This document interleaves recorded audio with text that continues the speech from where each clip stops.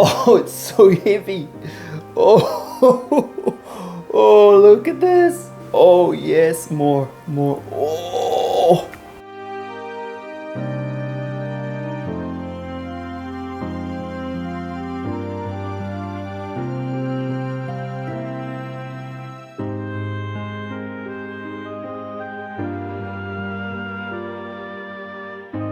Annyeonghaseyo from Korea. Welcome to the next matchup. I'm at the end of the video. I've cooked this, which is Japchae, and it is an absolute traditional Korean dish. So I'm serving it for my family for Chuseok. If you want to know how to make Japchae, which is, by the way, the perfect Chuseok dish to cook, then follow along with my directions. We're about to start cooking, and we're going to end up with, oh, this.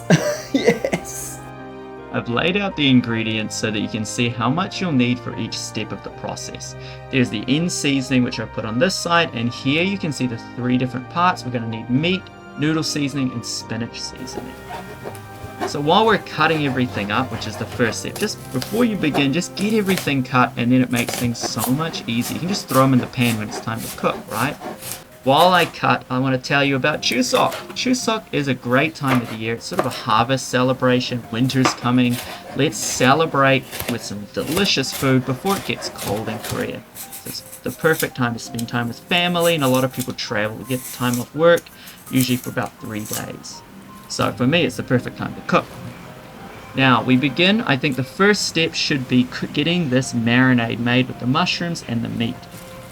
The reason I want to do this is we do want it to sit for a little bit and, well, marinate, right? So just make that first and then sit it aside while you do everything else. And we'll start with our spinach in terms of the vegetables. Blanch that under a minute, not even a minute. A minute might even be too long. And then throw it in cold water as fast as you can. And that'll ensure it's not too soggy. Squeeze out all the water. You don't want watery spinach, right? Get it as dry as you can. Add a pinch of salt. And a little bit of garlic. Now we're going to add garlic later, but I like to put a bit of garlic in the spinach early to let the flavor sink into the spinach. Don't worry if it doesn't mix in perfectly, because we're just going to throw it all together later. Now we're going to cook these one by one in the same pan. First we start with our onions. They're the whiter ones, so they're not going to stain the pan, because you're not going to have time necessarily to wipe everything down. You can if you want. Then we'll get in our carrots with the orange color. Slowly cooking. Finally, we've got these delicious red capsicums or bell pepper, and you're only cooking it for, once again, under a minute on high. Now we can put in the meat. Now the reason, if you put in the meat early, if you do that before you do the vegetables, you'll find the vegetables will get sort of a little bit of that meat stain or that soy sauce sort of color to them. We don't want that. We want to keep that vibrancy. Now we've got my delicious glass of noodles, and they're boiling away. You cook those for about 4 to 5 minutes, the usual sort of time for noodles. And I add in the seasoning now. I don't do it later because I'm actually going to season again. But what I've found is with this dish, doing this now and getting sort of the sugar and the soy sauce into the noodles, it does add a little bit of extra flavor to your noodles. Whereas if you put it in later and you added an extra, it could be too salty or too watery. And you want to avoid that. And honestly, I've just always done it like that. And I don't know why, and I don't know where it came from, but it works. My wife loves my japchae, so I'm just going to keep doing what seems to be working. Now we add everything together. Obviously, I cool down those noodles so they're nice and cold. And yeah, we just mix it all up. Now here's where I said earlier, we're going to season the whole thing. So you could just season your noodles separately, but like I said, I already did that with the water. So the noodles have a little bit of flavor, and now we're going to flavor everything. And only add a little bit of garlic, because once again, we added garlic to our spinach. At this point, you can taste it and then just add more of what you like. If you prefer a more sesame flavor, get a bit of a sesame oil on there, add some extra. Taste it, see what you like. But we're basically ready. It's done. And that wasn't too hard. The trick with japchae when you're cooking it is just get everything sorted and then just cook it in order. It's quite relaxing once you've got all the prep done. So I hope you give it a try, and I hope you enjoy cooking. In the meantime, let's watch me eat this, because eating is the best part. Well, it's my favorite part now. Time to eat. Just get straight into it.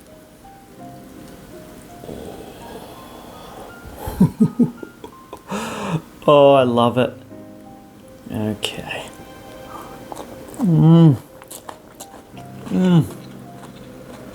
When you get to those mushrooms with the beef, you can't go wrong. That's so good. That actually has probably the most sort of soy flavor since we marinated it. So every time you bite into one of those, you just get this real sort of sweet, savory kick. It's too good.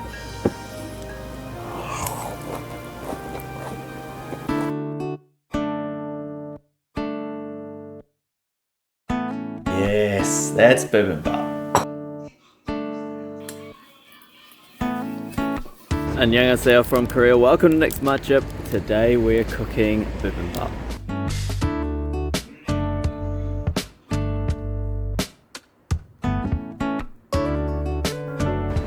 I was just at the store and I picked up some spinach on sale. So we're gonna make spinach bibimbap, and of course we've also got some in-season mushrooms also on sale. $5 for these mushrooms.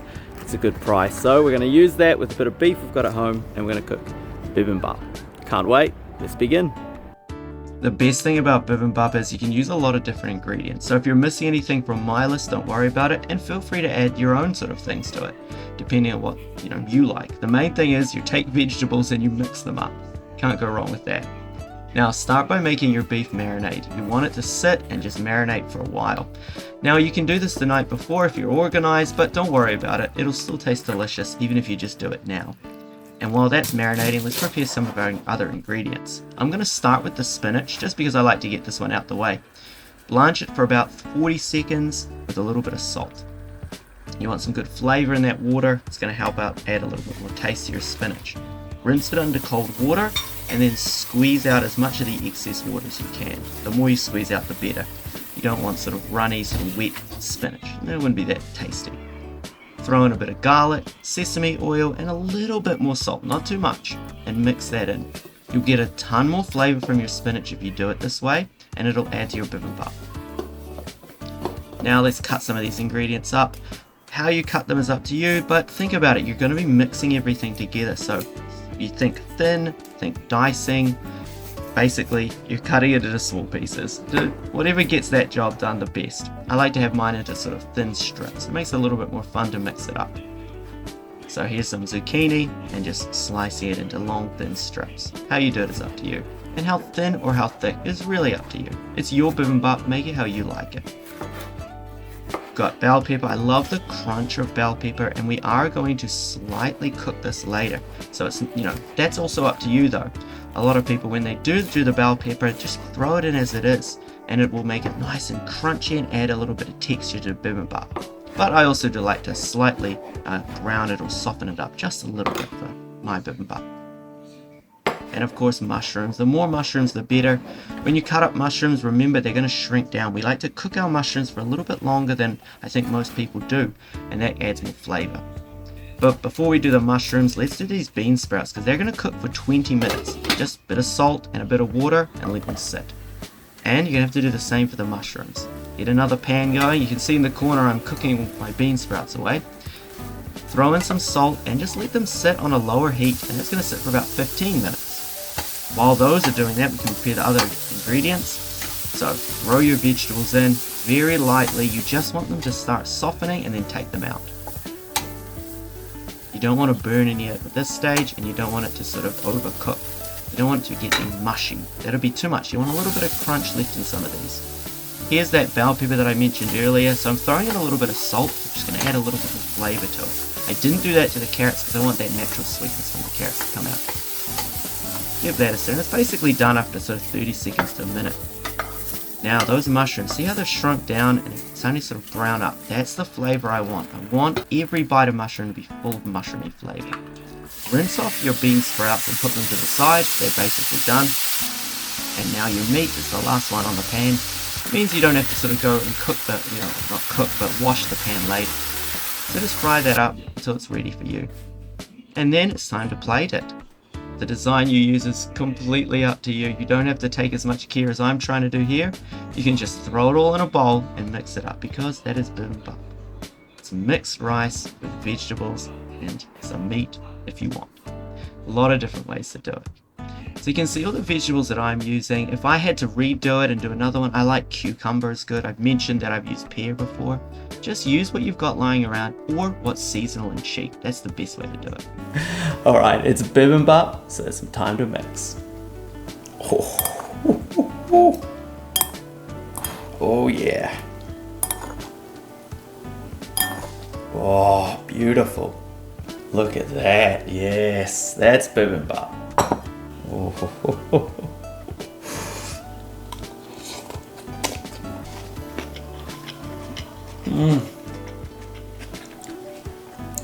Every bite, you get a little bit of different flavors, different amounts of gochujang, different amounts of different vegetables and meat. I'm gonna eat this. Thanks for watching. Have a great day. I hope you get a chance to make some bibimbap. Don't stress if you get the ingredients right or wrong. There's really no wrong way to do it. As long as you've got mixing and you've got rice and maybe some red sauce. Yeah, I feel like you gotta have the gochujang. If you can get those three things, you can make bibimbap, alright? So give it a try. Let me know how it goes in the comments. And as always, if there is anything that you think I should add or that I'm doing wrong, let me know in the comments as well, because I love to learn new. I want to know, I'm a beginner, right? So I always want to know how to improve. Let me know. Have a great day. And 안녕히 계세요.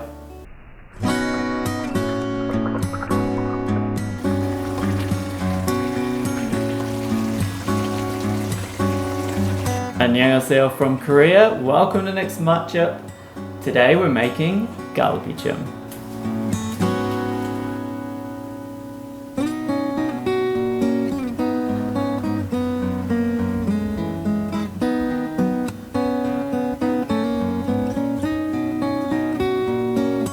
You can use any vegetables almost for Galbijjim, though I do recommend using radish if you can. It tastes so good when it's been slow cooked and sort of reduces down. It's soft and it's perfect. For the meat, I'm using beef short rib, but you can use pork short rib instead. They're both going to be delicious. Now, soak your meat for 30 minutes. You want to get the blood out of it. That blood will come out later if you cook it. It goes into your sauce, and it'll still taste okay, but if you've ever had the two, one with blood and one without, you'll know there is a slight difference, and it's not always the best. Now the sauce, make this exactly as I'm showing you. You can take sugar out, sure, but look, you want this to be perfect. It should be salty, it should be sweet, and maybe even a little bit spicy, because I got some peppers to add later. This sauce is so delicious, and it gives all the flavor to your meat and to your radish. And this is basically where the taste is of Galbijjim and why it's so good. You don't want bland Galbijjim. There's nothing worse than putting all that effort into it, and it doesn't taste rich and full of flavor. So follow along with this sauce recipe, you can't go wrong. When you're cooking it later, you can always add a little bit more water, and that'll help balance things out. So if you think your sauce is getting a little thin and it's like there's not enough of it, just add a little bit more water, or if you think there's too much sauce, reduce it down by cooking it for just a little longer. Now we're going to prepare these radishes and the other things that we need, cut them up. It's pretty simple. Don't cut them too thick, otherwise they'll take too long to cook. But don't do it too thin or they'll just get all mushy. So look at the size I've got there, about the size of your thumb, a little bit bigger than your thumb. And then take the edges off. Rounding off the edges just means they won't fall apart as easily as they're cooking down. Because you're going to cook the carrot and the radish for the longest. You want them to be nice and soft. And then you'll find that the edges start to fall apart into your sauce when you cook it for a long time. There's our mushrooms. You don't have to worry too much for these. These are going to slowly get smaller and smaller. So I like to put them into quarters. Now I mentioned earlier that vegetables that you're using is up to you.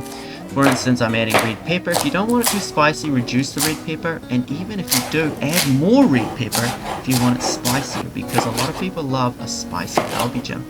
Me included, but my wife doesn't, so I'm using a little bit less. Some people don't use the bell pepper, but I love bell pepper, and I think the flavor's great. So I put it in everything. So we've soaked our meat. So now rinse it off. You can see we're getting all that blood off. Now we're not washing it yet, because there's one more step. You're going to boil it again for 10 minutes. And when you boil it, you'll notice things will start to come out into the water. So look there. Oh, look. So we've got some oils that are coming out and other pieces of stuff. And then when I wash this off, and I'm washing it in, to make sure, in a sieve, there'll be all these fine bits of things at the bottom. And we're getting rid of that. And that's good, because when they cut up the meat, often there's bits of bone and things like that on the meat.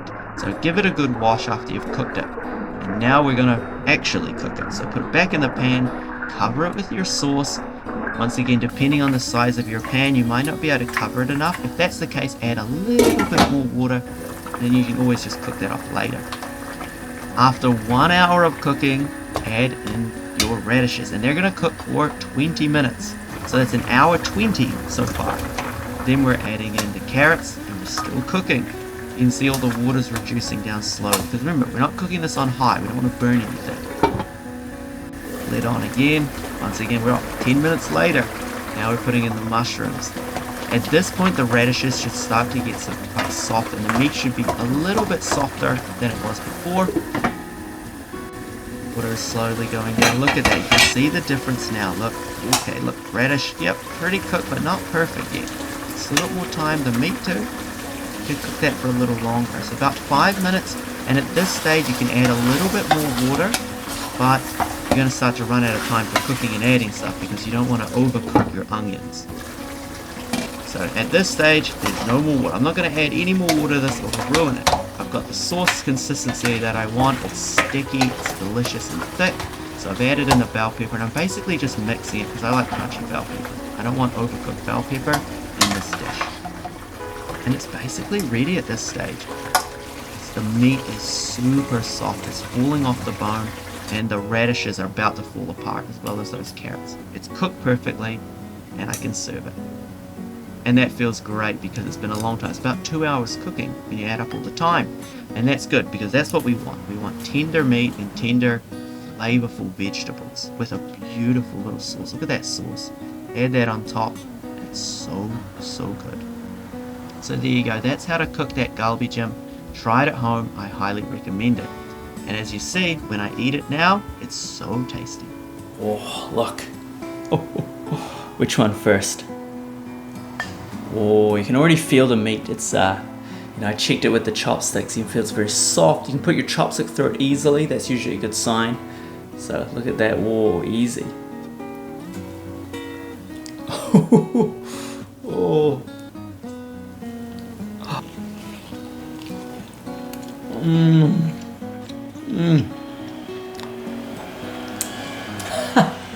Yeah, that's really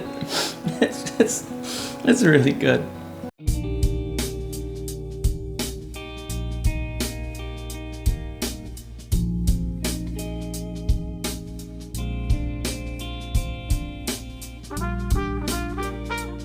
Annyeonghaseyo from Korea. Welcome to the next matchup. Today we're cooking kimchi jjigae.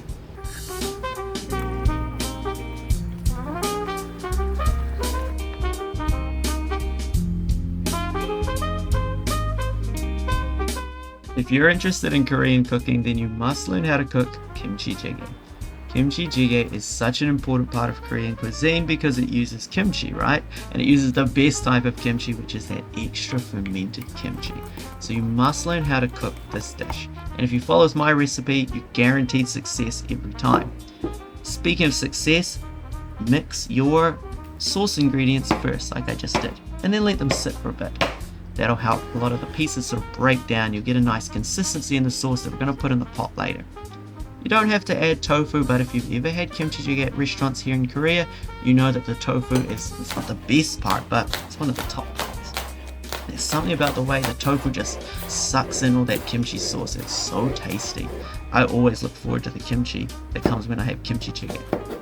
Now here's the kimchi that I just mentioned. You must use shin kimchi or 묵은지. That is extra fermented kimchi. Do not use fresh kimchi, it will not taste the same. If you've just got fresh kimchi, just don't make kimchi jjigae. That's your, we don't say that often. We always say, oh, use a different ingredient. Oh, it's okay, you can substitute it. There's no substituting when you make kimchi jjigae. You must use extra fermented kimchi. Otherwise, you're just wasting your time. The flavor will not be the same, and you're not going to enjoy it as much as you should be. Kimchi jjigae is so delicious. So that extra fermented kimchi will be so good. And look at me eating it now. Oh, I could have just eaten everything that I just sliced up. Now, when you're slicing it up, you can slice it thick or thin. That's up to you. Just make sure, though, that you've got enough. You don't want too little. It's kimchi jjigae. It's not pork jjigae. Now, see how I fried that pork? and it looks like it's not burning but it's sticking to the pan, that's what I want. That is flavor.